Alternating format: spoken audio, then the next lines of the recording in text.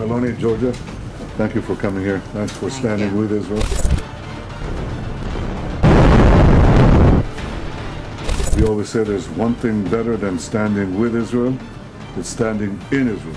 We believe and we think that you are able to do that in the best way.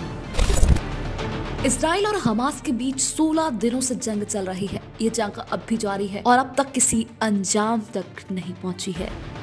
Israel सरकार Hamas को खत्म करने के लिए गाजा पर लगातार बम बरसा रही है। इस बीच शनिवार को इसराइल के पीएम बेंजामिन नेतन्याहू ने इटली की पीएम जॉर्जिया मेलोनी से मुलाकात की और युद्ध में उनका साथ देने के लिए धन्यवाद जताया। बेंजामिन नेतन्याहू ने कहा कि ये हमारे लिए सबसे कठिन समय है।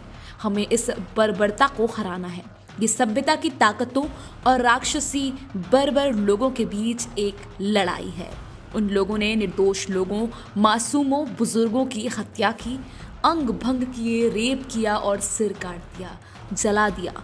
इसके साथ ही नेतन्याहू ने हमास को नया ISIS बताया। नेतन्याहू ने कहा ये एक तरह से परीक्षा है, सभ्यता की परीक्षा, और हम इस परीक्षा को जीतेंगे। उन्होंने आगे कहा कि हम उन सभी देशों से उम्मीद करते हैं जो ISIS से लड़ने के लिए एकजुट हुए हैं, वो एकजुट होकर हमास से लड़ें, क्योंकि हमास नया ISIS है। Mr. Meloni, Georgia, thank you for coming here. Thanks for standing with Israel. We always say there's one thing better than standing with Israel, it's standing in Israel. So we welcome you for coming here. This is a time, our darkest hour. We have to defeat this barbarism. This is a battle between the forces of civilization and really monstrous barbarians who murdered, mutilated, raped, beheaded, burnt innocent people, babies, grandmothers. This is a test of civilization, and we will win.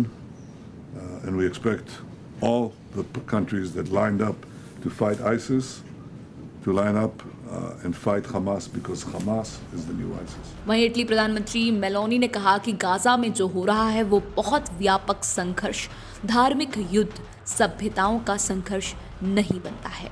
मुझे लगता है कि Hamas के हमले का असली मकसद फिलिस्तीनी लोगों के अधिकारों की रक्षा करना नहीं था, बल्कि एक ऐसा हमला था जो फिलिस्तीनियों और इजरायलियों के बीच कभी नहीं भरने वाली खाई पैदा कर देगा। इसका मतलब ये है कि लक्ष्य हम सभी हैं। उन्होंने कहा कि हम इस जाल में नहीं फंस सकते जो बहुत बेवकूफ़ी होगी। बता दें कि इसराइल और हमास के बीच 16 दिन से युद्ध चल रहा है।